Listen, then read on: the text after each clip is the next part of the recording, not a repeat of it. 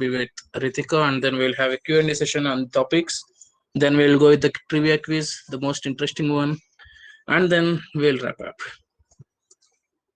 So, a quick introductions. We have Ritika and Venkat as our speakers for today. Maybe stage is yours, Ritika and Venkat. You can start introducing yourself.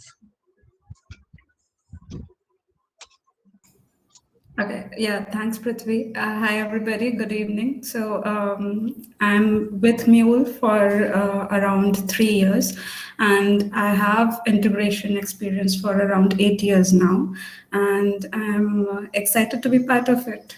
Thanks. Hey, all, good evening. This is Pakala Venkat Prasad Reddy.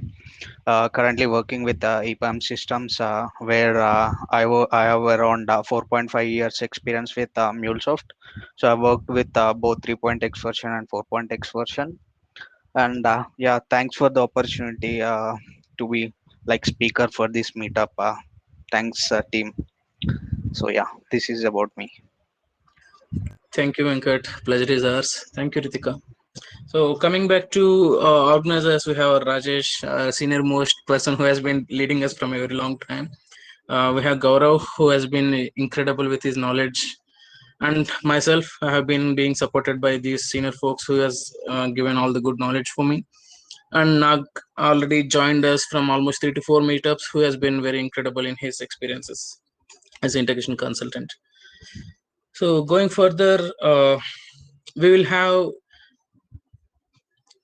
I just wanted to bring to your notice, like you already know that there is this certification maintenance exam, which MuleSoft is giving with the course, and it is being extended till May 31st. So make sure that you get used to it and then make use of it as much as possible.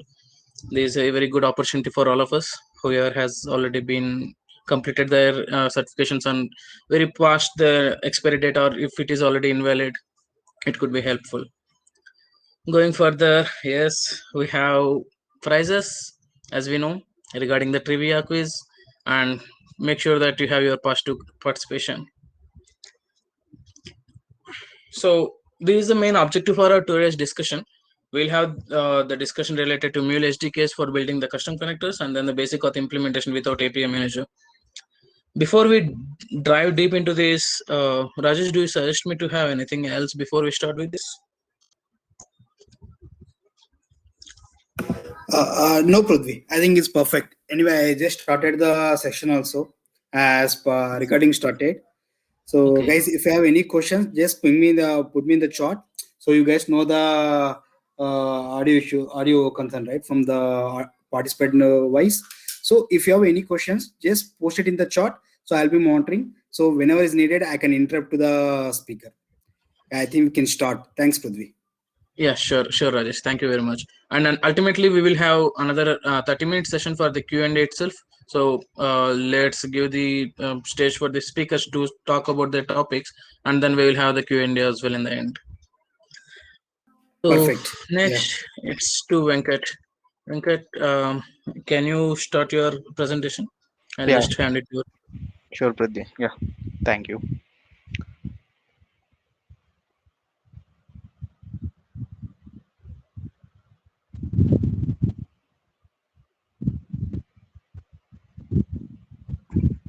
Yeah, let me know once you see my screen. Yes, we can. Yeah. So yeah, basically like the today's agenda from my end is regarding MuleSoft custom XML SDK connector. So we all know that so MuleSoft is providing a good opportunity if you have certain use case where if you want to like reuse n number of times within the application or within multiple applications instead of creating the same application and again. So they have come up an concept called custom connectors. So in 3.x version we used to like if you want to create a custom connector where we like by using dev kit we used to do that, but when it comes to 4.x version, so the dev kit has been deprecated in 4.x version. So where they have come up with an like two implementations. One implementation is by using Java SDK and the other one is using XML SDK. So uh, like let me just go like a slight brief about Java and XML SDK. So then we will deep dive into XML SDK related one. So let's say, like, you all know, in 4.x version all the connectors has been like upgraded to modules, so we are calling all the connectors as modules. And the operations, like individual connectors has been splitted into operations, so we are using that operations in like dragging and dropping into palette, and we are implementing our the logic over there. So if you see in 4.x version, all the connectors has been like developed by using Java SDK solely. So why? Because like the connectors are implemented by using certain complex with their what are the logic they need to perform. Let's say if you consider some Salesforce or ServiceNow or any database, so they have their own operation where you need to develop that. So to implement all these, so they have come up with the concept called Java SDK, and they have implemented over there. So let's say, for suppose I have a requirement where I don't need such complexity, just I need certain simple operation where I need to use n number of time. So for such operations, instead of going to Java SDKs, so where you can implement a sample code, like how we are implementing an application within our studio, you can implement that application and just copy the same thing and go and develop your own custom connector using XML SDK. So just copy that configuration XML and go and create your own custom connector. So why we will go with this XML is, so just to minimize the complexity of your custom connector. Okay. And the another important thing is, if you want to develop two XML SDK connector, so where they are only supporting for outbound operations, so they are not supported for inbound operations like listeners. Currently they are not supporting. So if you want to develop any outbound operations, just go and implement by using XML SDK. So it's simple fundamental where like where we have certain steps needs to be followed. So as we are all developers, so we are already implemented like a number of applications within MuleSoft. So it would be easy where if you just go through this XML SDK, just you need to remember couple of steps. So I am going to explain you everything like how you can start with the basic implementation. So yeah, let's start over here. So as you all know, what is Mule connector? So like a connector is nothing but where you need to connect with between like two applications. So like it could be any third party services or anything. So just to connect that, they have introduced this. So like then what is custom connector and what is the use of that? So as I told, if you have any specific use case and if you want to use n number of times instead of developing within your application, go and create your own custom connector, and that would be enabled as a connector. So in which application you require, just drag and drop. So in backend, the operation is going to be executed and it will gives you result. Okay. And when it comes to XML SDK, so as I told, when you compared with Java SDK, so it is slight like easy to develop or to construct the particular custom connector. Okay. And then so these are the couple of steps. So I did not included all the deep dive steps. So on the basic level, so just I have given that. So if you see here, where when it comes to an architecture level of XML SDK, so on a high level where we used to have a module, so on that module it has splitted into two parts. One is operations and another one is properties. So properties are nothing but, so if you want to connect to any external connectors, let's say if you have a requester, if you want to connect to requester, where in for requester we used to have like global properties, right? Global configurations.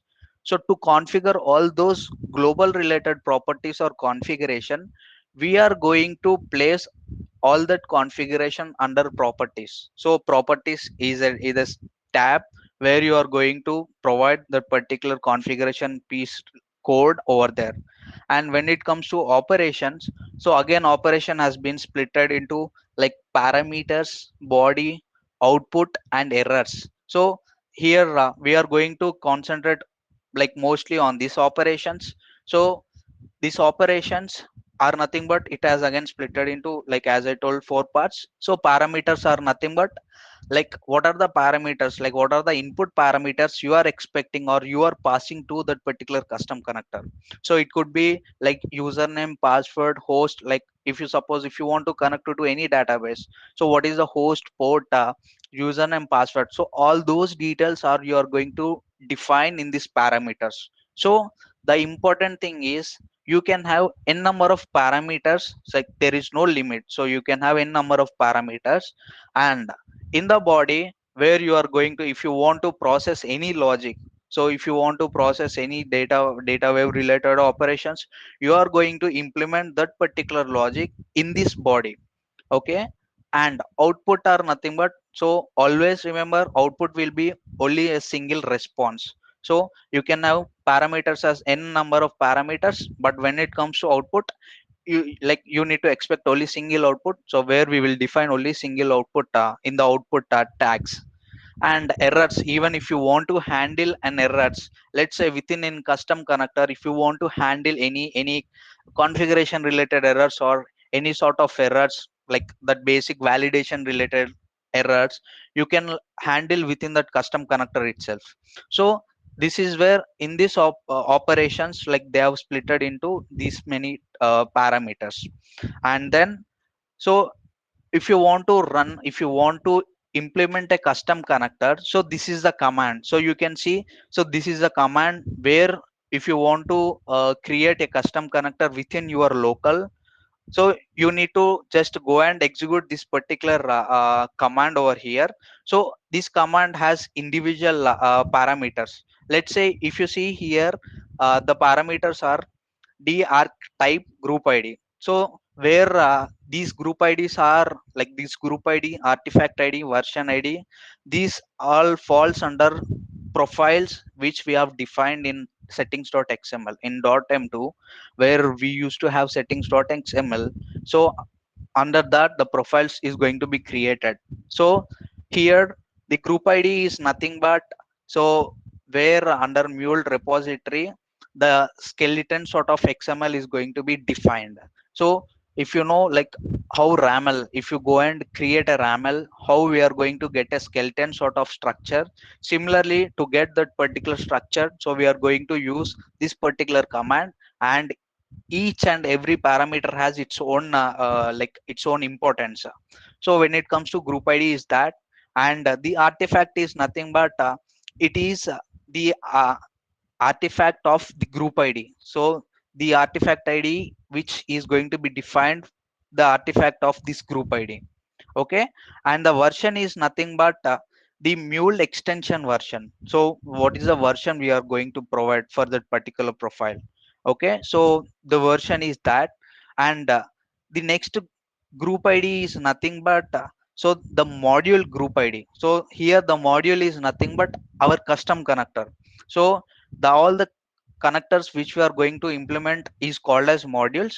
So the group ID of that particular module is called as the D group ID over here. And the artifact ID is nothing but the artifact ID of the custom module. So from here, from group ID till the extension name, so all these falls under our modules related information. So from this D group ID till extension name. And when it comes to the top three, so these all falls under the profiles. So where we can, like I can show you later in settings.xml. Okay. And the artifact ID about that. And the package is nothing but the application related package. So we need to define over here. And the connector version, D version, is nothing but what is the connector version. And extension name is nothing but what is the connector name you are going to provide. So the, so with these details we are going to run this particular command in which location you want to create your own custom connector. Okay. And if you go down, so like what I have explained, the same thing has been, I have just defined, I have just like expanded over here. So as I discussed, like the artifact ID, the architect type ID, and the type version, group ID, artifact ID, package version. So all these just an description over that. Okay. And So let's go with the implementation of a simple logic. So let's go with the implementation of any sort of custom calculator or any welcome related message. So till here, so if you have any sort of question, just post over there in the chat, so we'll discuss later. Okay, so as I told, so this is a command where I have already created the command over here. So you can see here, so archetype group id where I have defined as org.mule.extensions, so where you can find in like .m2 folder. Similarly, archetype artifact id, so this is my artifact id, mule.extensions.xml archetype. Similarly, what is that version? So the current version is 1.2.0, and then the group id is, so the module related group id, it is org.mule.extension. And what is the artifact id? So the current artifact id which have given is, so meetup calc connector extension, and my connector version is 1.0.0 Snapchat, and my connector extension name is meetup calc connector. So where I have updated like the, like when you want to run this particular command, try to go and update these two details like the group id as well as the extension id and the version. So when the version comes into picture is in previous version in 3.x version. So if you want to upgrade any sort of logic, again you need to rebuild that entire code you used to do. But when it comes to here, just go and update the connector version. Let's say my connector version is 1.0.0. Let's say if you have done some sort of modification within your custom code, just come here and change the version over here, so that it is going to be rebuilt automatically, and the upgrade is going to be performed on top of that. So this is what they have simplified in 4.x version. Okay, so now I am just going to copy this particular command, and always remember, try to run this command in a single line. So if you go to here, xml sdk related mule doc, so this is a doc where you can find here. So under sdks, it has, they have clearly mentioned like two like java sdk and xml sdk. So if you see, they will provide this particular command over here. So no need to like by heart or remember this command. Just to go to this block and you can find the command over here. Just update whatever the values you are going to be updated. So just copy and form a single line. So just don't run like directly this entire command. So in certain times you might face an issue. So to avoid that conflict, just place that like how I have just taken in a single line. Just copy this, and now go to your local location where you want to create your own custom connector. So just go to that location and open your command prompt, and just copy and paste this particular and click on enter, so that it will start building your connector over here. So you can see here, so it will download the required dependencies. See, you can see all the details over here. So you can individually give the details here, or like by step also you can give over here. So like what I have done is I directly given in a single command and just executing over here. So if you see what is a group id, artifact id, version, all these details, it is just displaying over here. And then it is asking just to confirm. Okay, so when I click on yes, so it is going to be built over here. And you can see my connector has been it has just created within my local repo. Okay, so you can see meetup calc connector extension. So the next step is go to your studio and import this particular connector. Why? Because if I go here into source main resources, where you can find xml config. So this is the default which in snippet they are providing. So like how in a raml, if you just go and create something, how a logic is being implemented within your studio. Similarly, like they are providing a sample snippet. So even if you want to construct that custom connector with this, you can do that. Okay, so on to top of this configuration XML, we are going to update our logic. So to do that, you need to import this particular source code into your studio. Okay, so I've taken a clean studio. So just go to import, new import, and where you can see in general, so where you can see projects from folder or archive directory. So go here and browse that location. Okay, so let me copy this.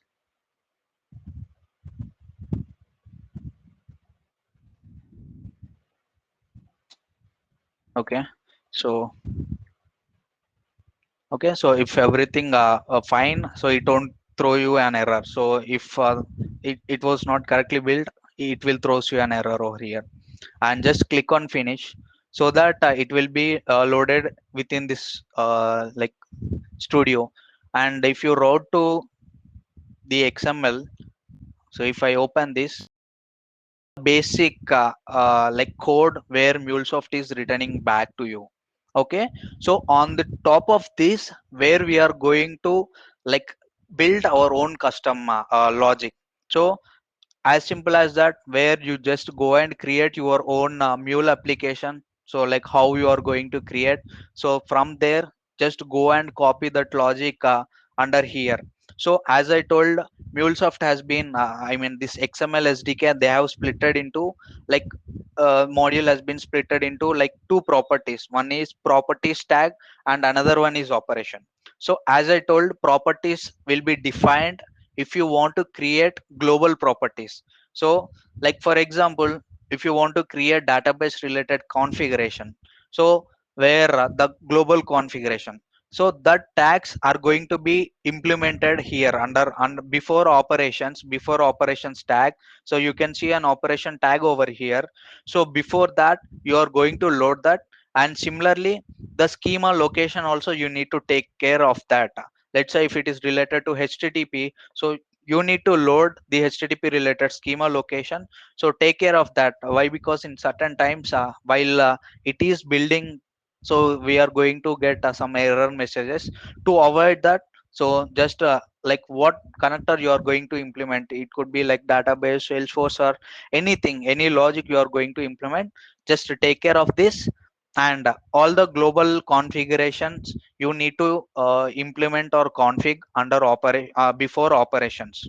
And the next logic, so if you want to create the parameters, so as I told, any sort of configurations like the parameters configurations like host or any names, you are going to define under operations. So under operations, it has splitted into parameters and body. So you can see the body over here.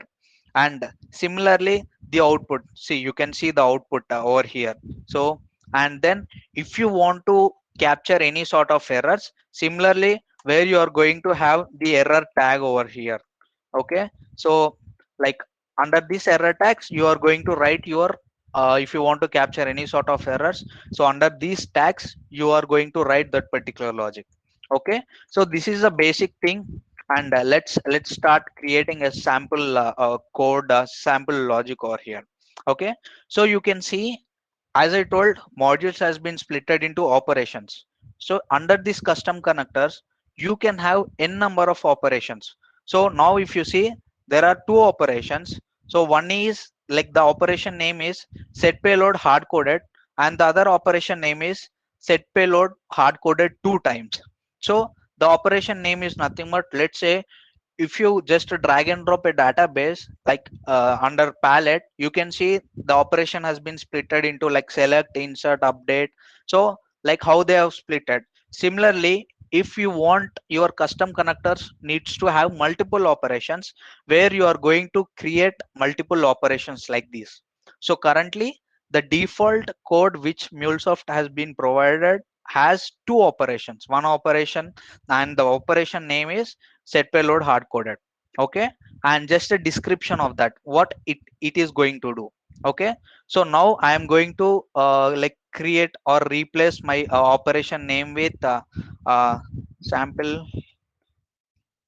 So I just want to, I'm just replacing with sample calci.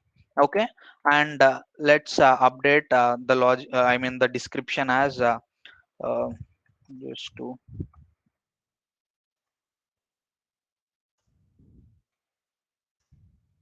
okay. So just I've done that. So to perform any arithmetic operation, so where we need to have like more than one value. So let's say if I want to perform an addition, so I need two values to perform arithmetic logic. So where to need to require that values, so as I told, where we are going to define that particular values under parameters. Okay, so under parameters, where you are going to define as parameter. So like it can have like n number of parameters, like more than one, we need to have that values. So that is the reason. So where let me like take two values. Okay, parameter. Okay, and so here under this parameter, so where you are going to provide a name. So like name is nothing but, so what is the name, I mean the variable. Let's say in set variable, where we used to have what is the name and what is the value it is holding, right? So similarly, what is the variable name? So you need to define that variable name over here. Let's say like my variable name you can consider as num1. So num1 is nothing but number one. Okay, so I am just defining my name as, I mean the parameter name as num1. Okay, and then you can, if you want to provide the type. Okay, so what is the type of this particular value? So is it integer, or is it number, or is it string? So what is the value you are expecting over here? So that, like you can provide that particular over here. So with this type tag you can provide that. So my so as I told, we need to provide the number. So like the number is going to be like the type is defined as number. So just I will update as number. So it is going to expect number over here. So I have defined the type.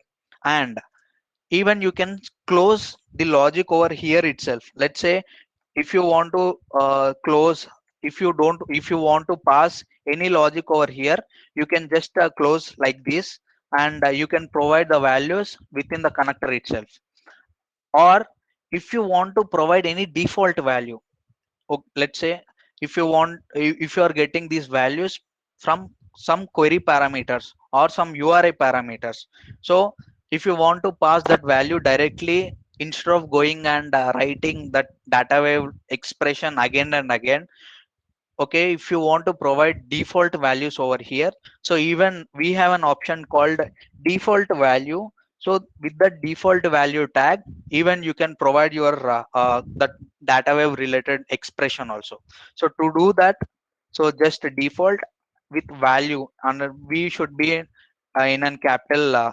Okay, so in an capital, so you need to define as default value with that value. So what is, let's say I am thinking to pass these two values, this numeric related number one and number two values using query parameters. Okay, just I am writing that data wave related expression. So attributes dot query, so attributes dot query params dot uh, number one. Okay, let me copy this. And I will add the same over here. And I'm going to update num1 to num2 and number 1 to number 2. And even let's say, so like when it comes to in an when you drag and drop a connector, where you can see the parameters related names, right? So what it actually shows is, so you can see here my parameter name is going to be num1, right? So here it is going to be update with n capital with the remaining num with 1. So it is going to be displayed like that. If you want to like upgrade, like if you want to give any default name, so you can give that particular default name to that parameter also. So where you have that particular tag as display name. So with this display name, even you can define the particular name to, let's say, so num1. Okay, so you can define like this. So now what it will display you over there, so when you drag and drop that connector, so the display name is going to be displayed as num1. Okay, so I'll just create only for one value. So let it be like let it be default for the second value. Okay, so this is where I have done. Okay, so now we have two parameters, parameter 1 and parameter 2. Now we want to like add these two parameters, right? So under this body, if you want to perform any logic, it could be like any arithmetic logic or any core logic or any insertion related logic, all that logic will be implemented under this body. So so by default they are providing a set payload. Like if you want to do any sort of insertions, you just go and implement that logic under this body. Okay, so now as I am doing this arithmetic logic, so where I need to add these two values, number one and number two, so where I'm going to perform that over here. So under set payload, so under value, so where I'm going to just call these two variables. So as so vars dot, so num1 plus vars dot num2.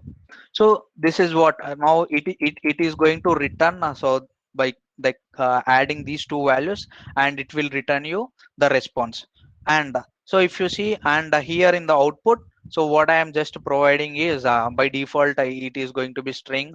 If you want to return as a string, it will return as a string. And the payloads related output, let's say if you want the number, it needs to be number, you just go and update the type as number over here. Okay, so simply just I have taken as a small logic just to add two values. I have done that and I have implemented over here. Okay, and similarly if you want to perform any like subscription or a division or multiplication related logic, just go and implement all that logic over here. So you can have n number of operations and you can create n number of operations. Okay, so let us ignore that now. So I'm just considering only single operation, so which it is going to perform an addition related arithmetic operation, and where it will returns you this num1 and num2 related okay. So now I am just saving this code over here. And then the next step is, after writing the logic, the backend logic where you want to create that, and writing that again, then go to your source location. So my source location is here. Okay, so this is what my source location. And then just come here and open command prompt. So and run mvn clean install. So just we are going to clean and install. Okay, and skip test.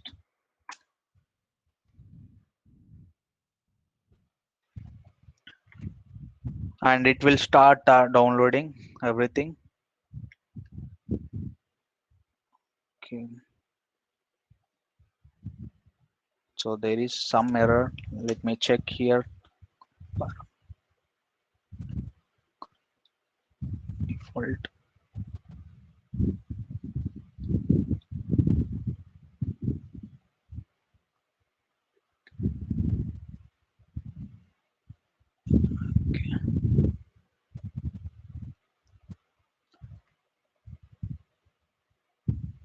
Value.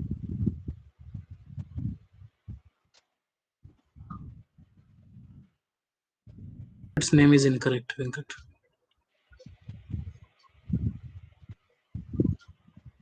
Abbreviates 18 and 19 attributes dot query parameters. Oh yeah,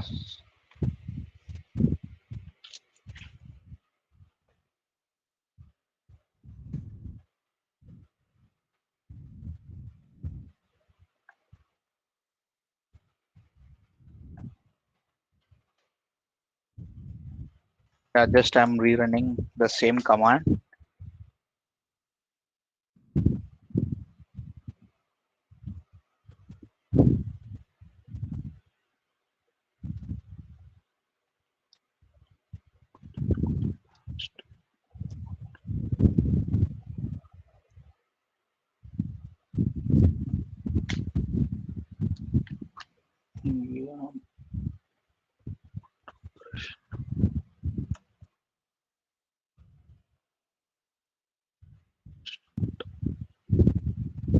Yeah, everything looks good.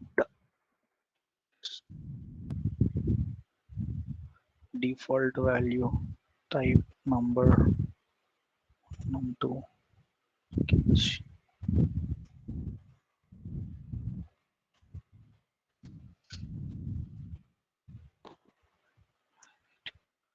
Yeah, let me retake again the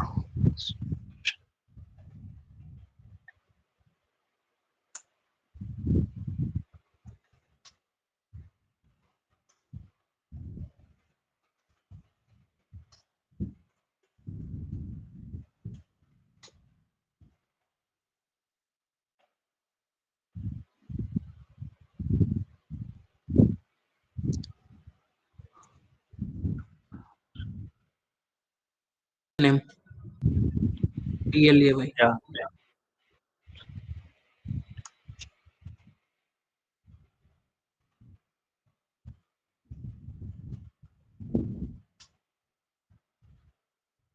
It is just testing whether you are paying attention or not. Think the problem with my keyboard. Yeah. So you can see here, so it has built successfully, and you can notice. So if you go to this target folder, so where you can find the jar. So earlier, if you won't run that particular command, you won't see this icon or this jar has been like just placed over here. So once everything was successful, so you can see here. Okay, and so like now we have got the jar, so we need to get this particular jar to our application. So to do that, simply just go and create a sample application. So it can be anything like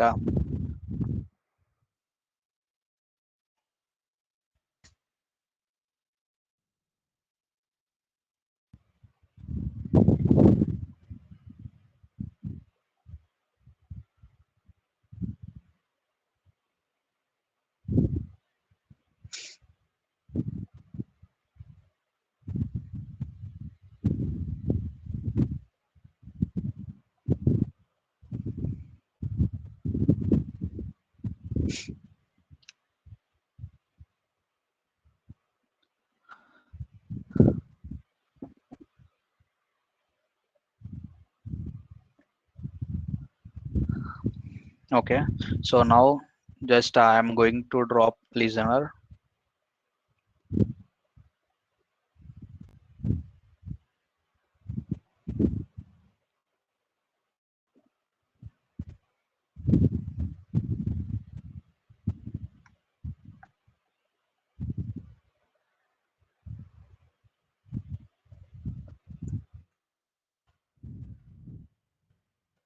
Okay, so like I just want to get that particular custom connector over here. So earlier in 3.x version, where we used to go and build so that it would be available in this entire studio. So now let's say if you want to have that custom connector within this application, so where they are providing that particular option instead of just getting that entire custom connector into your entire studio. So wherever you require, just go and update the dependency under pom.xml, so that the custom connector is going to be available within that application itself. Okay, so to do that, the simple is just go and open your application pom.xml, and you can see the dependencies, right? So just copy this dependency, any dependency, and replicate the same, and now go to the connector related pom.xml. So this is my connector pom.xml. Open this, and where you can find the group id, artifact id, and the mule version, right? So just go and replace the group id, artifact id, under which, application you require this custom connector. Okay, so just I am replacing over here. So org.mule.extension, and the next one is the artifact id,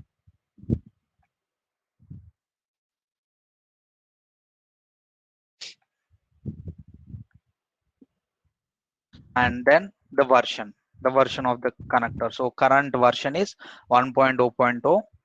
So okay, so like just I've updated. So if you notice to this right corner, so when I click just control save, so you can see it will start building over here. So okay, so if I just save, so you can see it will start building that particular custom connector, and it will be available over here. So my data sense has timed out. So yeah, you can see just it got over here, and even you can notice that particular connector will be available over here. So meetup calci connector smart connector. Okay, and so when you go to your application and palette, you can see that will be available over here. Okay, and you can see I've just created only single operation, so it is just displaying only one operation. Okay, and when I drag and drop here, so you can see, so num1, so I have updated the display name as with all uppercase, so it is displaying with all uppercase. But for parameter 2, I did not updated my display name, so by default it will be like a camel case, like the first character is going to be uppercase and the rest will be in a lowercase, and the default value, so I have given my default parameters, so all these two default parameters, so just it has got here. Or if you want to update, or if you want to like create your own values, you just go and like create over here. Okay, so now just we'll run these two. Uh,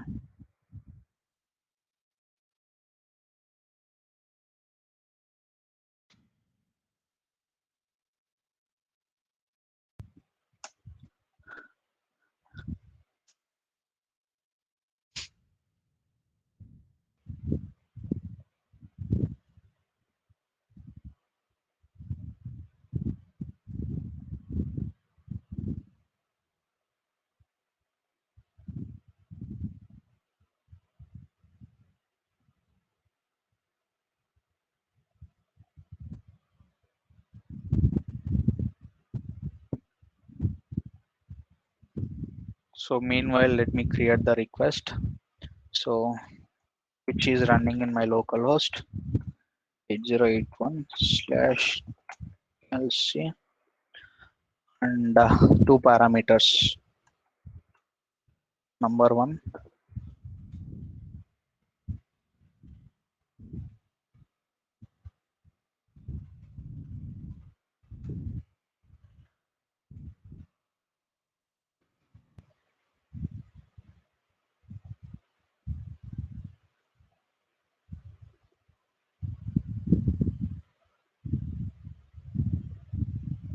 okay, so you can see the deployed message. Okay, and let me run this.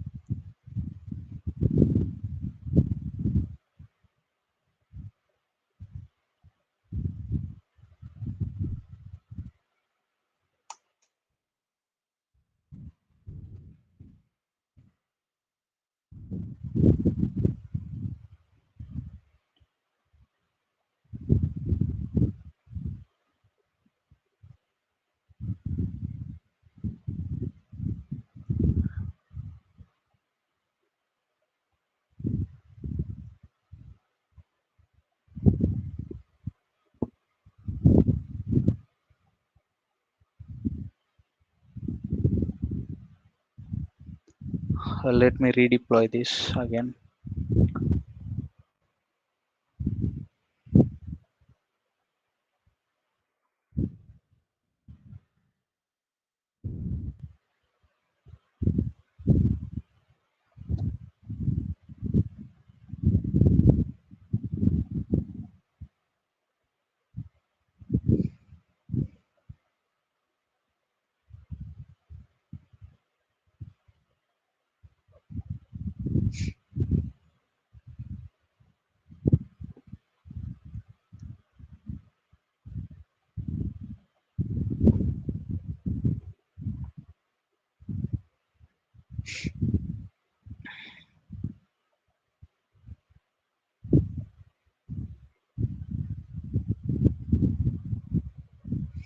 Yeah, so like some dependency issue.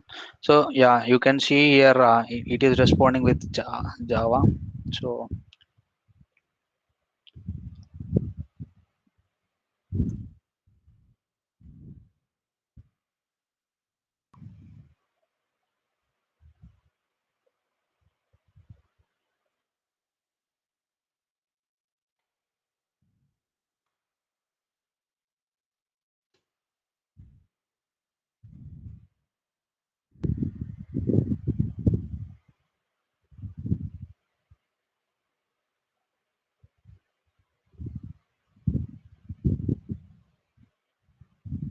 okay, so you can see here the response is 14, 8 plus 6.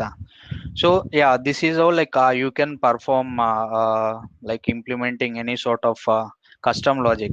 So now we have seen just we have imported our like custom connector to our local, right? Let's say if you want to like publish the same custom connector to exchange, so where like there is a two step simple steps. So what you need to do is just go and add this distribution related distribution management related this piece of code in pom.xml, the custom connector related pom.xml. Okay, so just go and add somewhere. Okay, and where you need to update your organization related id over here. So where there are two places, one is organization id here, and at the exchange repository over here, and also group id also. So the current group id which it is pointing to is our local repository, so .m2 related repository. So even you need to update the organization id over your group id also. So to get that group id, so just go and log into AnyPoint platform,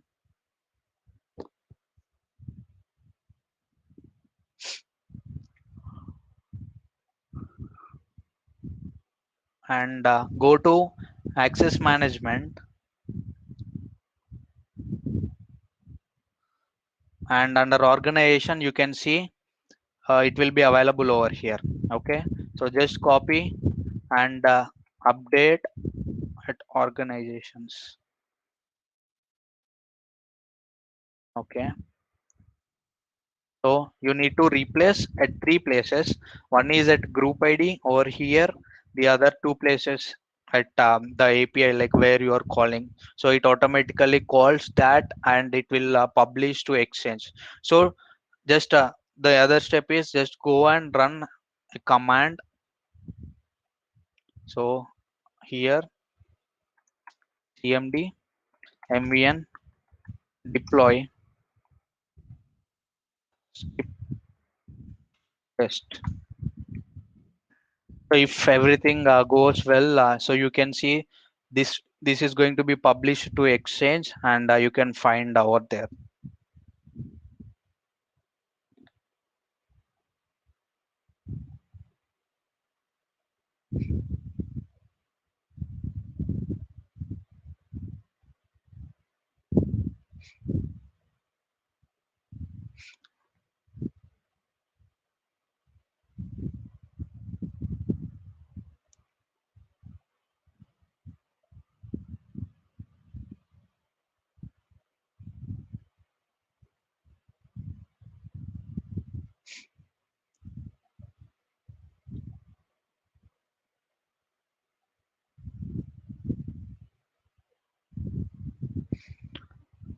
Yeah, so you can see build a success message. Just go there and go to your exchange.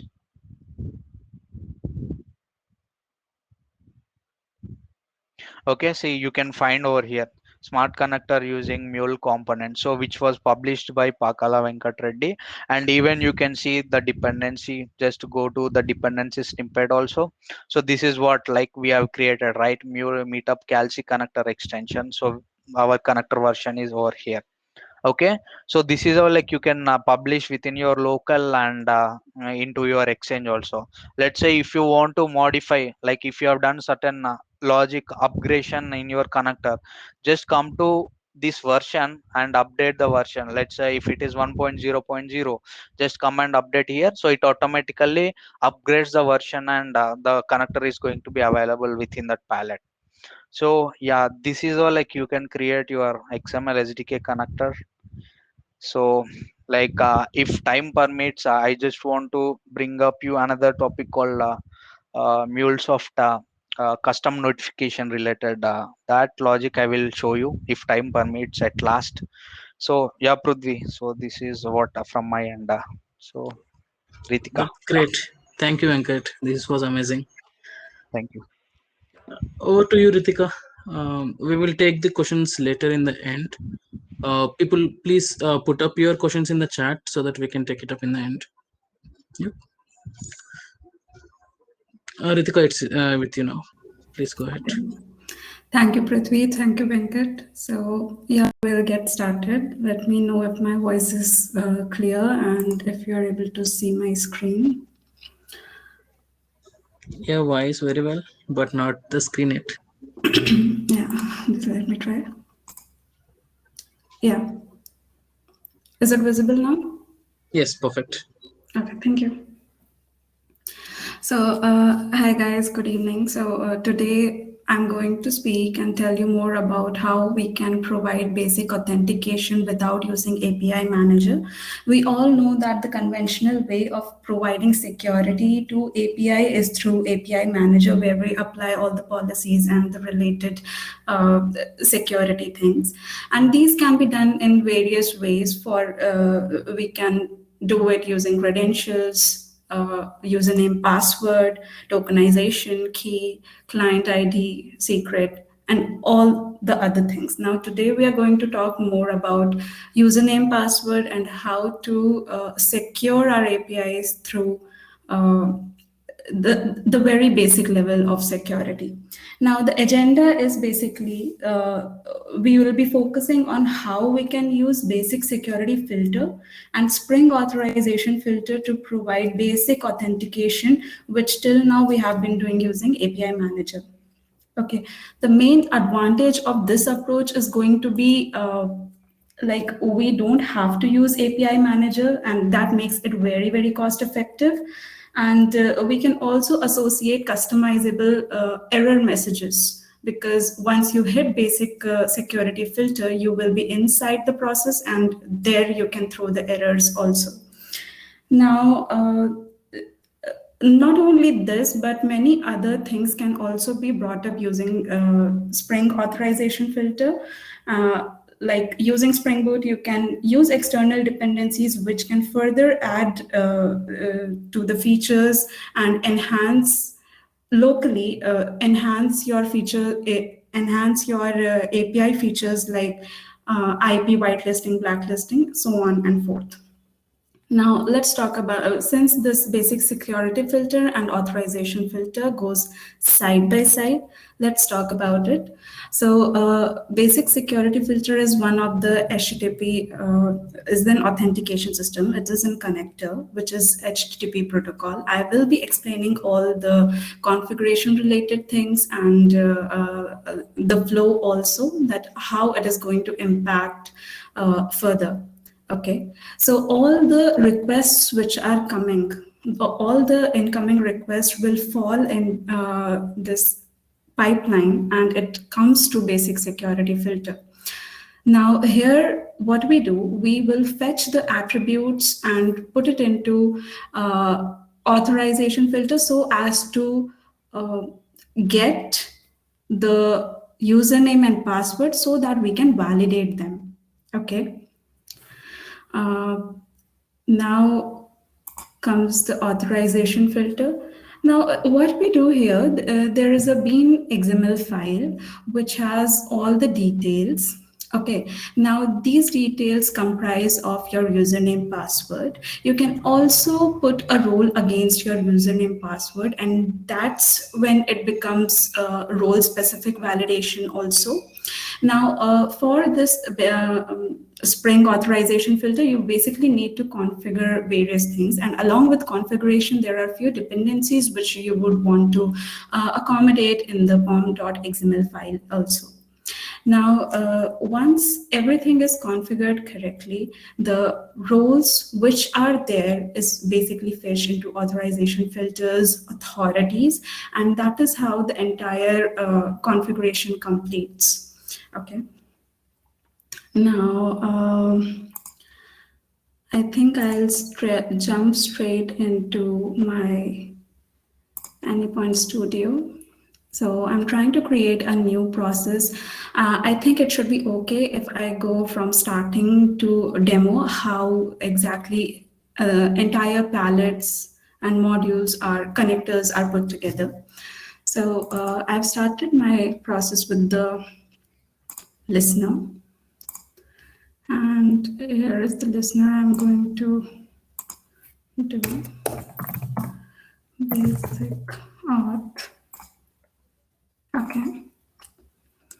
Now I'll put the logger start auth. So this is the HTTP connector you would want to use as part of the entire as part of securing the credentials. Now the things which comes as part of basic security filter is realm, security providers, and attributes. Attributes, as I told, whatever we are going to get as our HTTP listeners, that is going to pass in our HTTP attributes, and that is how in the next step we are going to validate if the username and credentials are falling correctly. Now, before going further, I would want to show you that how pom.xml changes. Okay. Now, this is my pom.xml right now. If you see, there are no shared resources or dependencies or repositories which are having any of the Spring module or security related information right now. Okay, so let me quickly add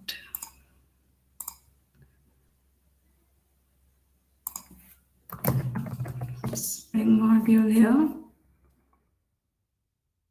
Okay. Fine. Okay. Now, the time when you add authorization filter into your process, all the dependency and relevant shared repositories are going to populate in your pom.xml. But before adding that, we'll correct the error which is coming in basic security filter. So basically, you would want to populate the realm with some values. It is not basically looking for any particular value as such. You can put any desirable value here. Okay, like I'm putting as mu. So realm is basically an optional attribute required for some servers, and you only need to set this attribute if required by the server on the other hand. Otherwise, you would want to populate it with some desirable or understandably relatable values. Okay.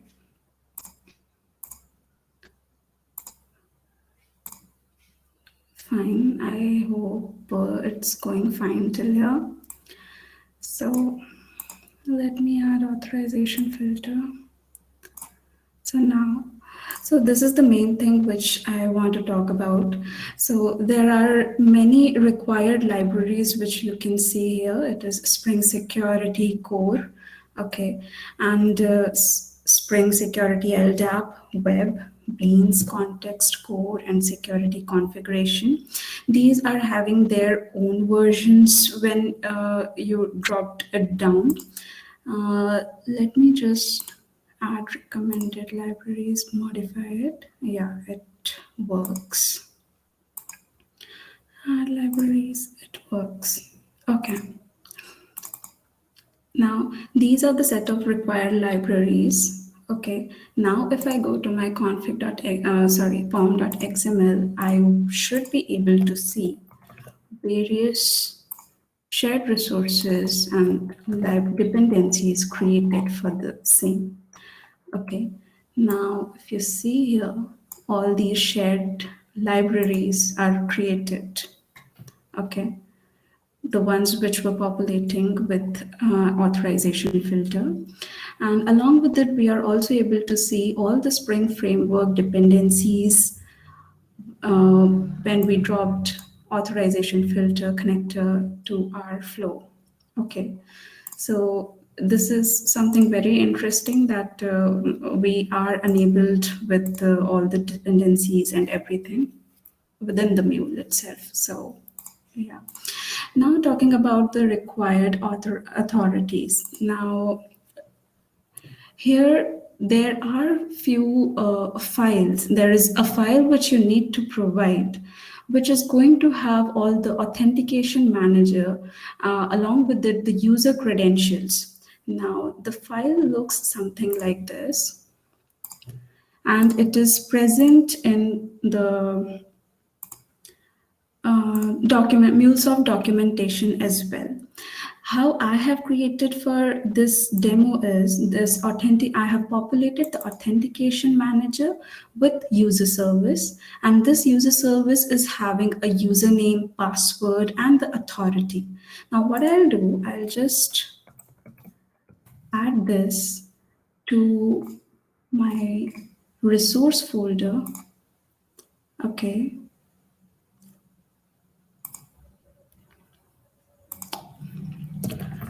Basic auth.xml finish.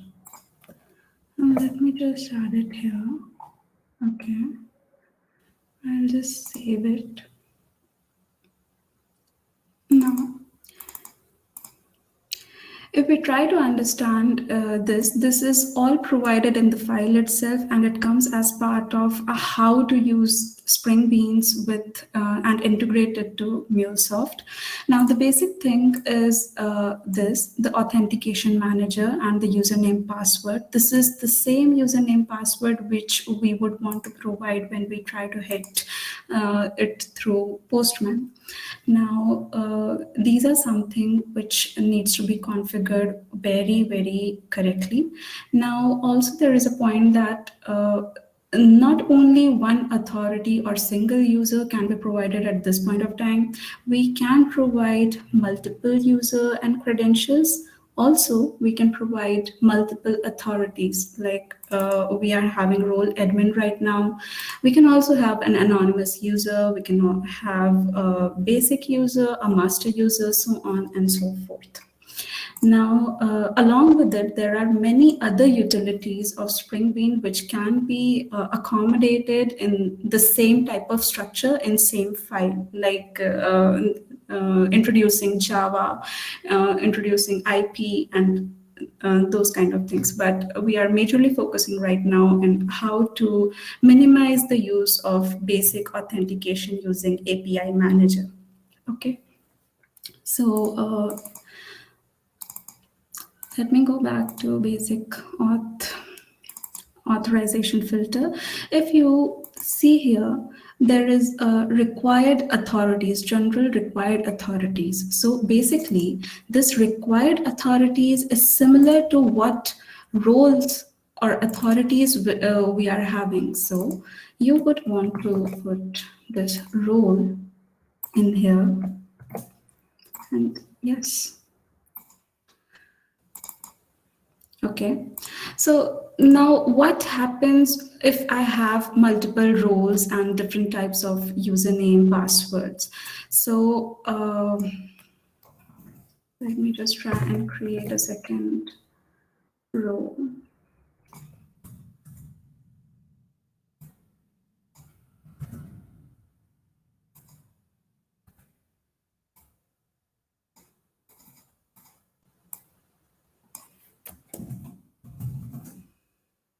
Okay,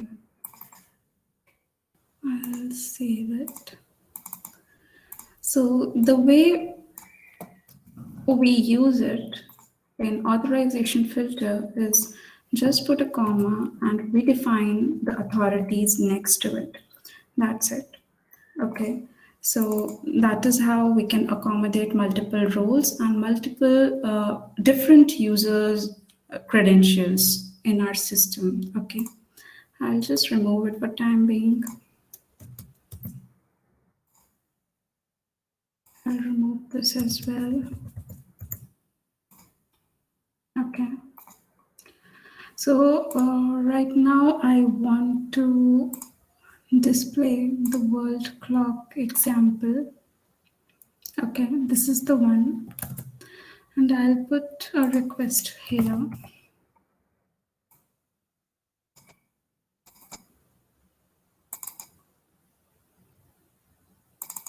Let me do a quick configuration for same.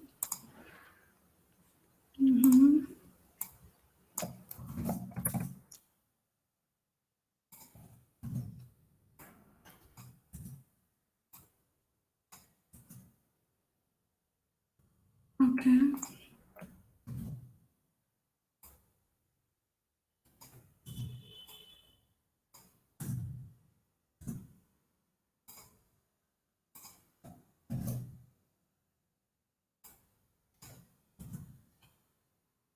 Okay, that works. And I'll quickly put a logger after that.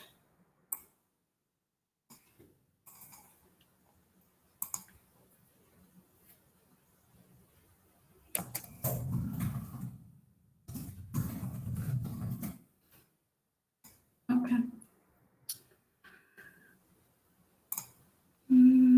I'll try to run it now.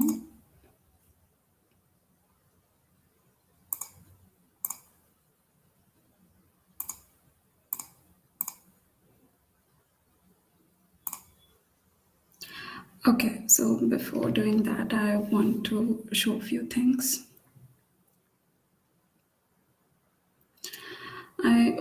I have just run it just so as everybody knows that there are some version discrepancies which is part of authorization filter and pom.xml which is not supporting in my system right now. So I have to change that in pom.xml. So just so that okay, it gets deployed. Okay, nevertheless, we'll just try and configure the other configurations left for authorization filter. Now, how the file is getting connected to authorization filter? We have the separate file, we have this separate authorization filter. How are these two getting connected? Where? So we need to there are two configurations, okay, connected configurations, Spring Config and Spring Security Manager. So when you use Spring Config, you get all the connectors, okay, you have their versions along with it. And here is the file which you would want to name your Spring Bean file, okay. So this is basically going to connect these two. Now let us configure the other. Now, these two are the security providers which we want to give. Now, as you saw in basic auth XML, there was a, let me show it again. There was this authentication manager alias. So we want to give, we actually have to give that authentication manager alias in our while defining the security provider. Okay, just a sec. Okay, now just a second. I have it handy somewhere. Yeah. So this has to be the alias authentication manager, and this is just a name, and which can be any name. Since it is security provider, we are having memory provider as its name. I just hope we are on same page till here. Okay. Now, since I was also talking about few of the discrepancies which I have in the shared libraries with my Anypoint Studio version, I would want to update it. So these are the shared libraries, which is okay. The dependencies, okay. These are the dependencies, and since there are some variations in the version, I want to update it. Hmm.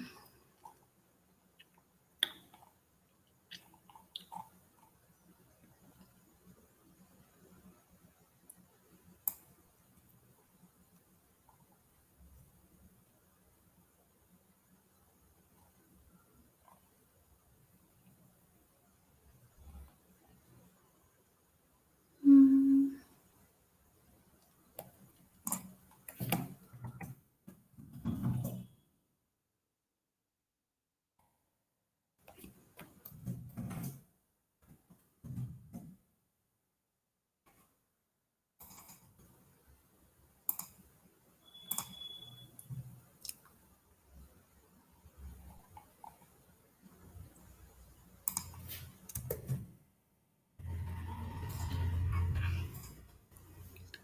Looks okay.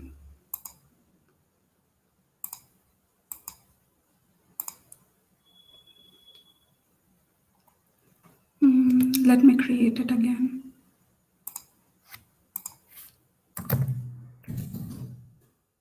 And config.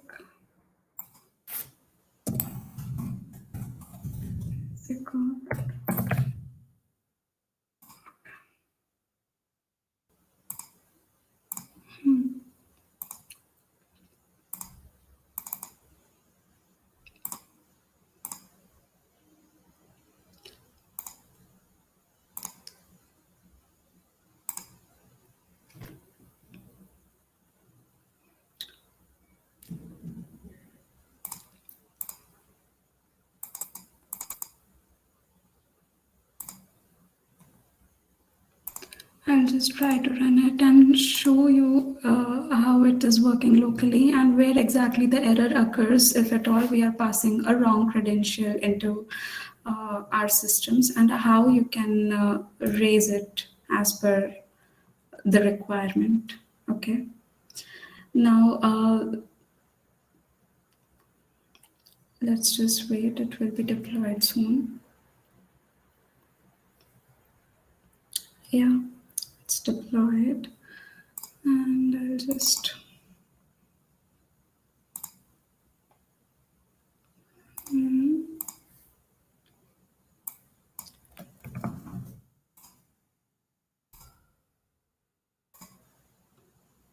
8081.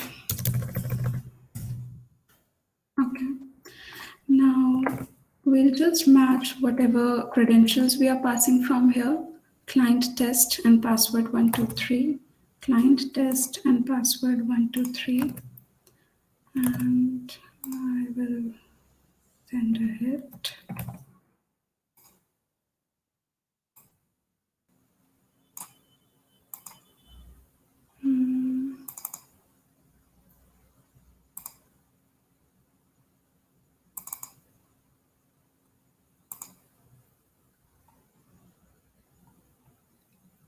Okay, looks like there is some issue. The basic thing which I wanted to show you guys was if I pass some error, okay.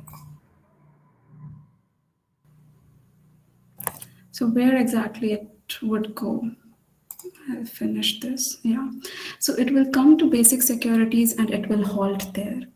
Now, if you go to error, you will see authentication attempt failed. So this is what you are going to get. Now, here is something which you can configure your own error scenarios and your own type of validation so as to reach out to the requirement in a correct way. So this is also one of the features which can be provided, which can be used effectively as part of authorization filter. Now,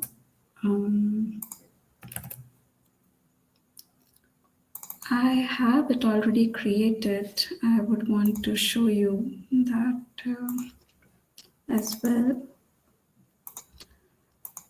So if you see here, okay, I have created the basic authorization filter and in the same way which I have created here. okay, just now. And also, since we want to compare that, how is it different, how is it unique from when we use API Manager, okay. So I've created a second flow, which is a simple flow, and in this flow is actually associated to the API auto discovery. Okay, this is flow 1, and I have created here the ID as well. Let me just quickly show you. Yeah, so this is the API which I was talking about. Just a sec. Yeah. Okay. So now the policy which we have provided here is basic auth simple, and in that the username password is just test, which I'll show you like test. Okay. And I would also want to show you how we have, like, how the implementation is done. From the environment information, you took client ID secret, client secret, and provided with the preferences. Same client ID and secret are provided here. Along with that, you also provide the authentication, like which user is going to use that. Now, once you've done it and the API auto discovery is coupled to your flow, you are ready to get it deployed. Now, once the deployment is done, so everything I think is in place and looks better.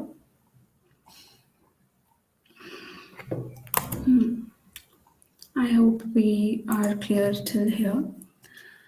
And once I go to my request, I can see API, I can see the ID and the type of configuration which I have done in order to succeed the process. Now I'll go to, I hope you understand that this is the second flow which I have created. We are not talking about authorization filter right now. We're talking about how the implementation of basic authorization happens using API Manager, since I want to show and forecast the two different scenarios.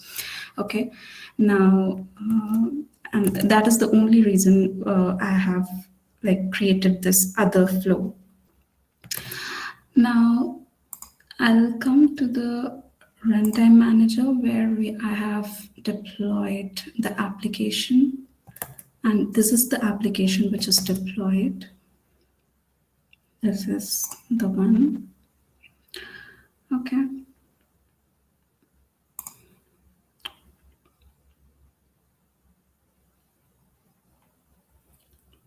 Yeah.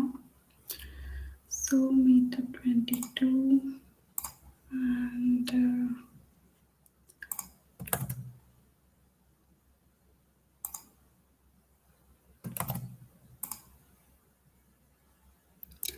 let me just hit it.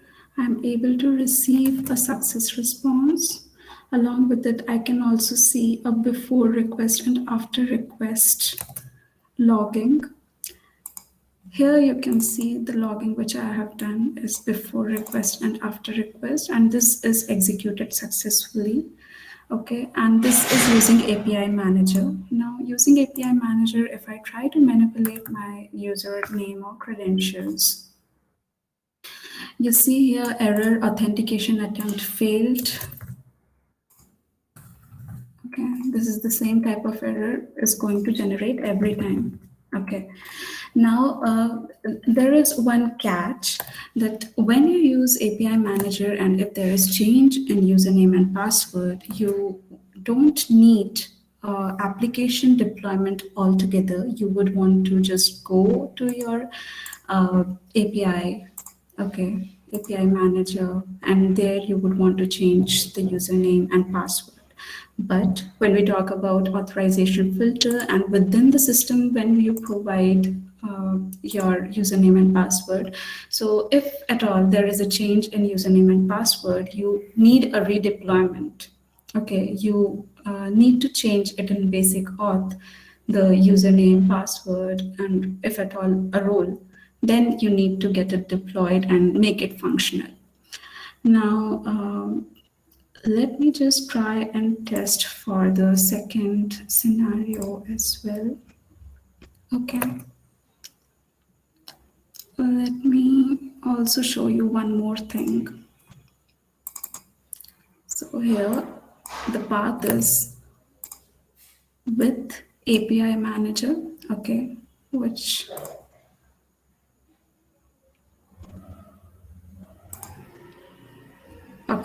works now. And the other is basic auth simple. Okay, so this is the one, basic auth simple. We will match the client ID, username and password, which is there with us. Okay, which matches perfectly fine, and we'll try to run it.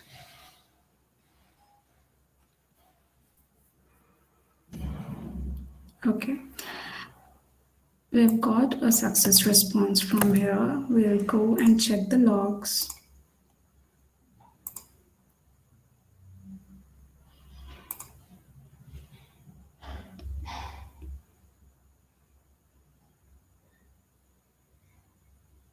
This is the application.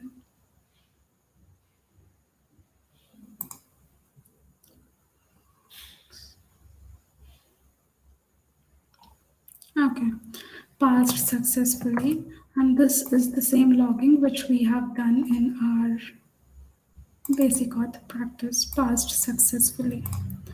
Okay, so I hope we are clear till here.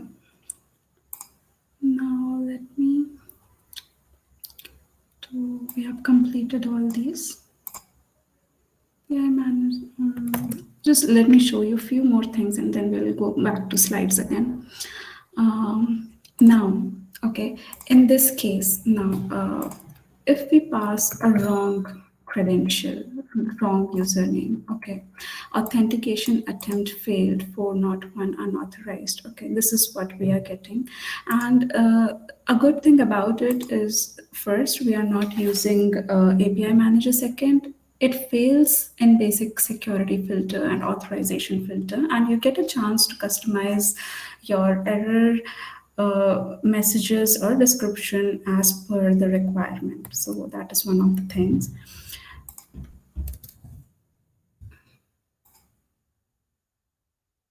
Okay.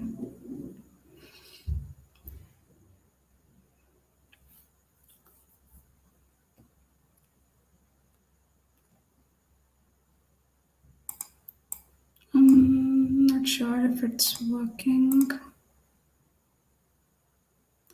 There's some issue, guys. I'm sorry for that. Okay.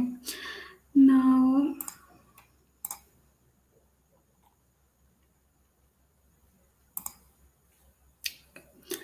let's, we imported everything well, and okay, I think I've covered almost everything for the demo, and I'll just go to slides. Now, how is it different from basic auth IP manager? So IP manager is not required for primary authentication mechanism, as you already saw, that using username and password, but no API manager. So it's going to be a very, very cost-effective way. Now, also, if we just have MuleSoft and runtime with us, okay, we have the budget, limited budget of that. MuleSoft can successfully work as a pass-through as well with little enrichments. Now, no client creation or token generation is required for the purpose. And I already talked about how cost-effective way it is for basic authentication. Now, custom error messages and exception handling is possible in this case as well. Now, I think we have talked about it. The Spring module supports the use of Spring Security as security manager in Mule apps using authentication manager. The alias which was there in our Spring Bean file. Okay. The Spring module adds support for a filter that fails if authentication cannot be validated using Mule Security Manager. This, okay. Now, if the request is authenticated successfully, Mule retrieves the username and uses it in the Spring authorization filter to search for that user and to try to authorize and request against the authority role admin. In our case, role admin is the authority. Okay. Here. So I think, yeah, that's it. That was from my side. I hope it's pretty clear to everybody. And I'm open to questions. Back to you, Prithvi. Amazing. Thank you, Ritika. It was so good. Thank you. Okay, so forum is open for questions.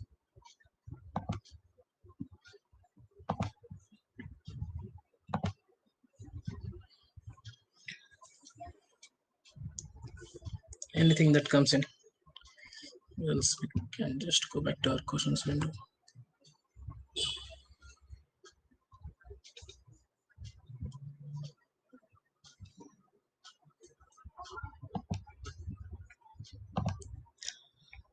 How to avoid clear text in XML?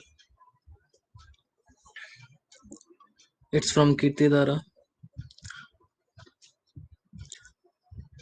Or let me see if we can.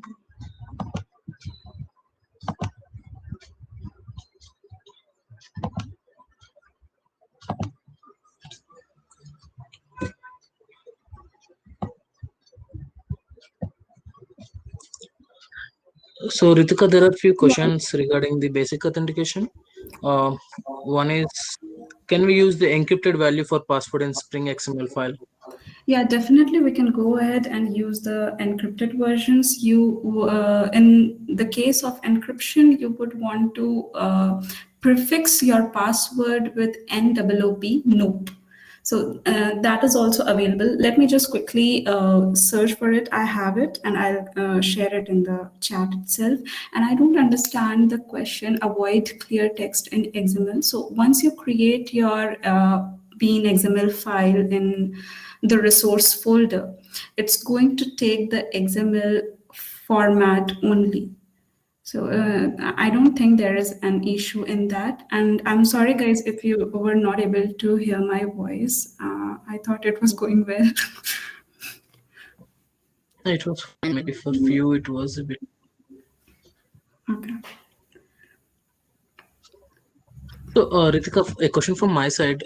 Is it only with the basic auth, or I mean like simple username password, or can we enable with the LDAP connector on top of it? I mean, configuring it with LDAP. Yeah, I understand your question, and I guess we can. Okay. Also, I have not tried it, but however, not only for user credentials, it can be used for many other things as well. I was also going through some Java utilization of the side of it, so it works there as well. So I've not made my hands on many of the topics, including Spring Boot, but yeah, few of them LDAP can be accommodated. Yeah. So, hi team, I'll just add one point here. So we can use LDAP in the basic code, but few updations are required in the XML file. So using that, we can do that as well. So that I will share the demo on the GitHub account soon with the LDAP as well. It is possible. And the second question was regarding the encryption. Yep, Ritika gave the correct answer. There Noop is Noop value is available. I have shared the reference for the same, where we can see how we can use the encrypted one, where we can use SHA hash algorithm to encrypt the passwords. Perfect. Thank you, Gaurav. Venkat, there is a question regarding custom connector. Can we customize output type in an operation, say XML, JSON to XML? Yeah, yeah, Ashish, you can do that. So how exactly we are implementing a Mule application? Yeah, you can replicate it. So there is no limitation onto that. You can do that.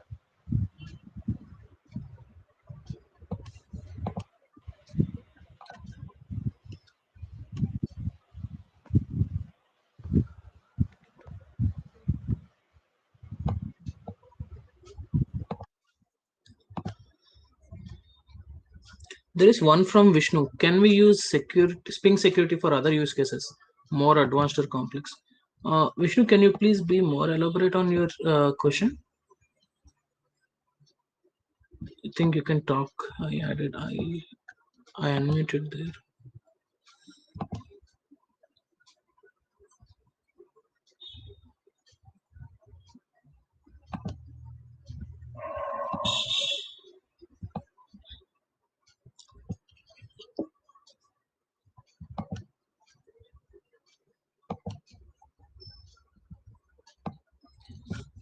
So another question from Prabhakar. Can we write custom functions in custom connector? Um, Yeah, so in the transform message, so as I told, if you want to implement that logic, so you can write it. So in the body, you can implement all that logic too. Custom character easy to create XML or Java. So Praveen, it depends on your functionality. So most of the cases, when it comes to and like some complexity levels related operations, you will choose Java. So when it comes to and simple like where if you want to like implement any database related or any Salesforce, so such operations like just you are expecting some sort of input and you are going to validate that and you are expecting some response back. In such cases you will choose with the XML SDK. Why? Because in Java where you need to define classes and you need to have like knowledge with Java if you want to implement that. So if the complexity is more, so people will prefer to Java. If not, you will go with this XML. So compared to Java, it is easy to implement in XML SDK.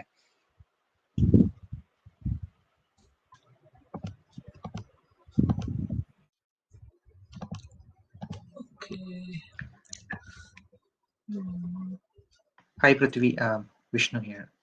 Yeah, Vishnu. Yeah. Yeah, sorry about my question. So we discussed about basic authentication. Like, is there anything else that we can do with Spring Security? Other use cases? Question to Ritika. Yeah, I think as they said, I mean, sorry, Gaurav has already mentioned about adding the LDAP connector, and then he added this link over there, which will give you more details about how to enable LDAP connectivity and even with encrypted passwords. Okay. So it's Okay, not sorry, just I with was basic lost here. authentication. Yeah, it's not Okay. just with basic authentication, but it can also support multiple ways of using the security. Okay. Okay, thank you. Yep, and Vishnu, it's not only the basic authentication. If we need to perform any kind of authentication or any kind of policies, such as mentioned in chat windows rate limit, these all things are possible. But for these things, we have to write some customized Spring module. So this is provided by MuleSoft. This is very basic module as a basic security. If we want to use any kind of policy, same as basic auth, we have to just customize the module with the policy which is required as per our requirement. Okay. Thank you, Gaurav. Yep.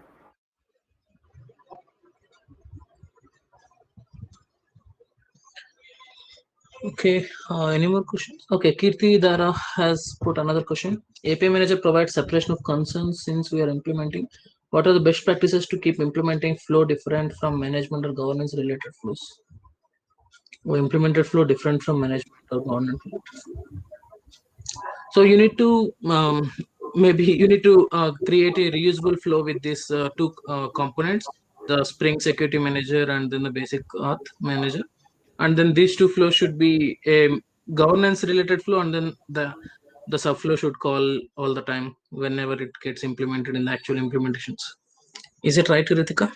I'm just considering this. Yeah, Prithvi, definitely. But everything which is provided by API Manager, definitely it is MuleSoft's product, and you will have many more policies and association functionalities associated with it. All of it may or may not come in the Spring module when we talk about adding a Bean Spring module. So few of the things can be taken care of, like for the smaller set of things. Okay, when we start a new project, when we don't have a budget, okay, talking about management and governance and high level of security. Okay, so that is the time when you would want to just go ahead with this, and so as to maintain the security aspect of the APIs and also not to hamper any other thing. So talking about that aspect, I kept those things in mind, and yes, definitely, whatever Prithvi said also stands correct. Regarding the governance part, Kirti, the custom policies, which is the as a, it is as a layer on the top of implementation of our applications or APIs, which is provide the governance, securities, and the visibility requirement. So these are the things which we are applying the layer.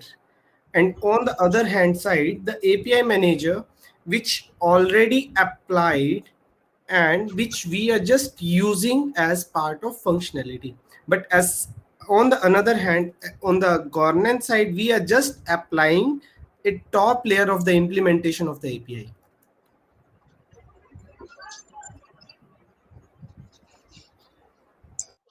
Hope we answered, Kirtadhara. Yeah, thank you. Okay, any more questions? If not, we'll go for the interesting quiz.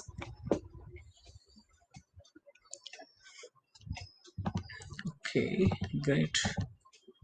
Let me share my screen. Okay. So shall I start, Rajesh, the quiz? Yes, Prithvi. I think we can start now. The interesting session. Okay. Yeah. Perfect. So here comes our first question. Ta-da. So what kind of operations XML SDK provides? Inbound operations, outbound operations, both, or none of them?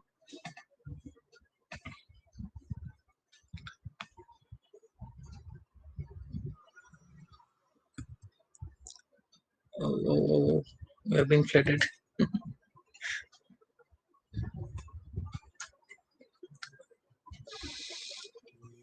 Yes, Pradeep. I think we got the answer. So maybe we can just describe that. We got a lot of answers here. Yeah, just describe with the explanation. Let's, Venkat, you want to take that explanation? Uh, yeah, Okay. sure. Yeah. Yeah. So as I told earlier, so where XML SDK is going to support only outbound operations. So where when it comes to inbound, so it won't support listeners. All this we can't perform. So the answer is going to be outbound operations. So B is the correct answer. Perfect. Perfect. The winner is Hiralal Sao. Mhm. Hiral, can you ping your email ID in the chat?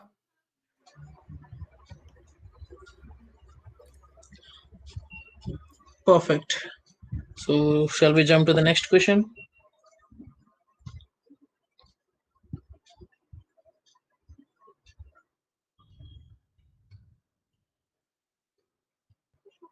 So under operations tag, what are the important tags available?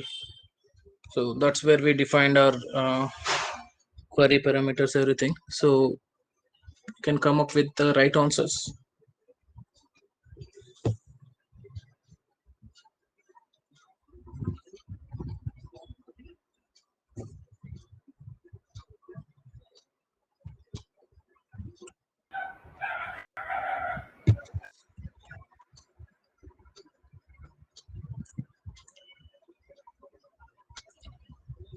Did we get the right one, Rajesh? Yes, So Venkat. So who goes the winner? Venkat, can I you think, help us? yeah, it's and A is the correct answer. So I think it's it's Arindam Arindam Datta. Gupta. Yeah. Yeah, Congrats, Arindam. Can you ping your email ID, please, in the chat?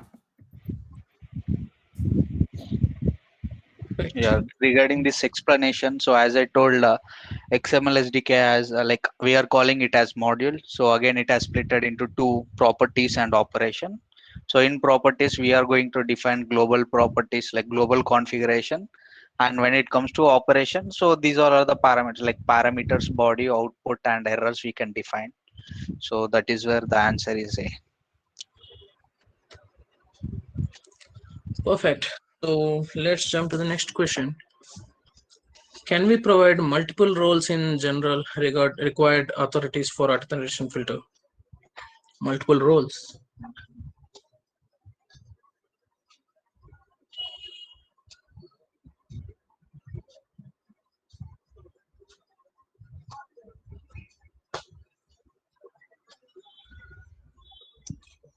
Yes, we got the answer.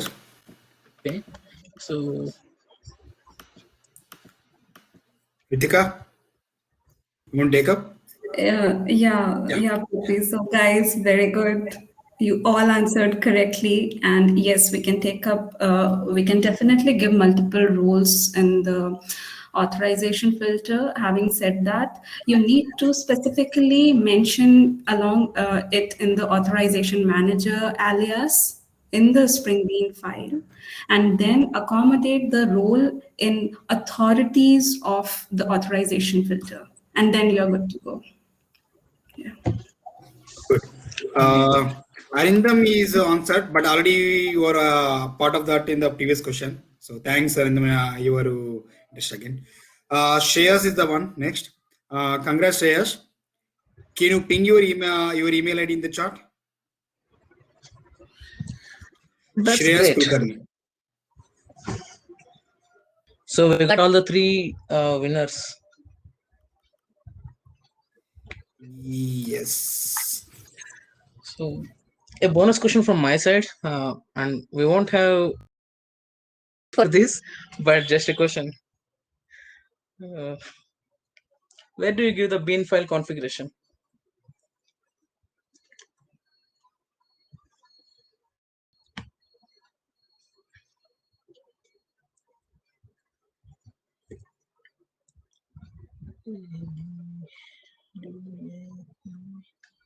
Okay.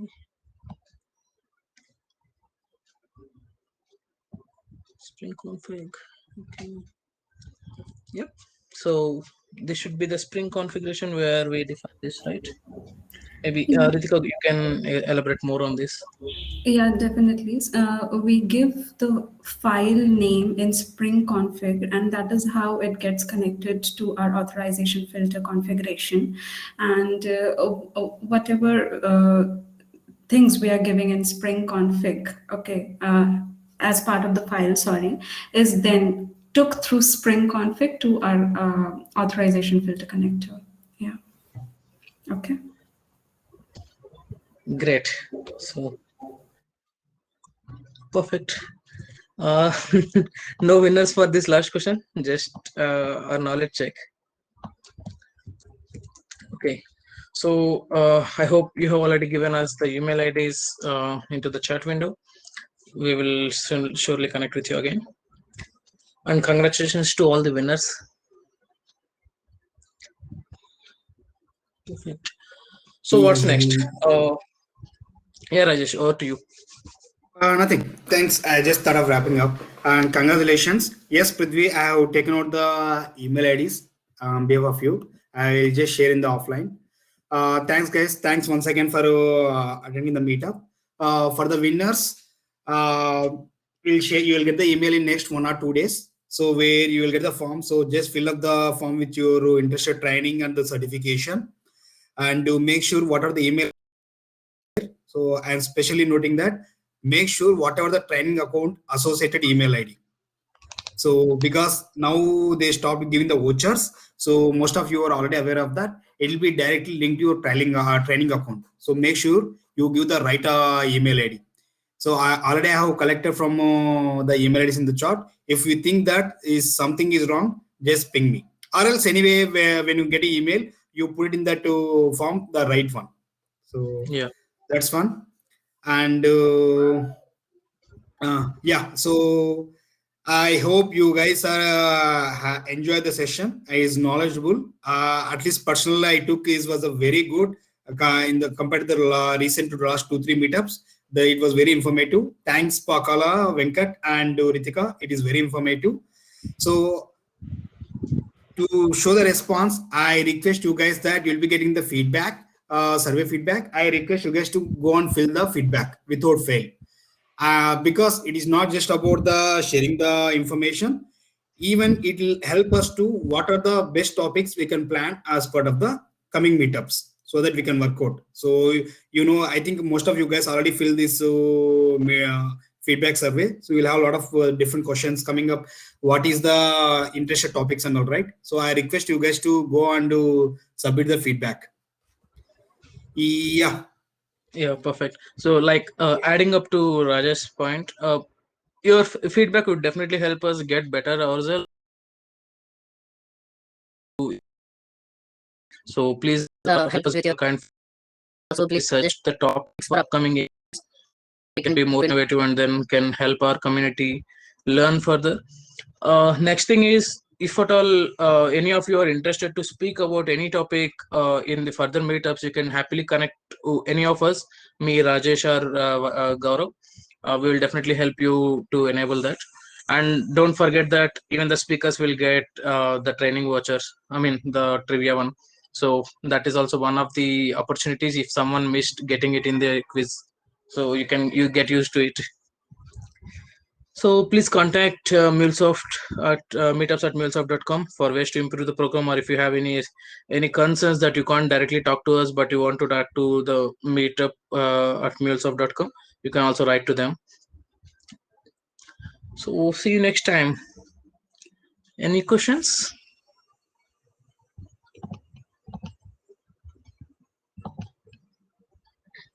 And it was really great talking to all of you. Thank you very much. Thank you, Prithvi, Gaurav, and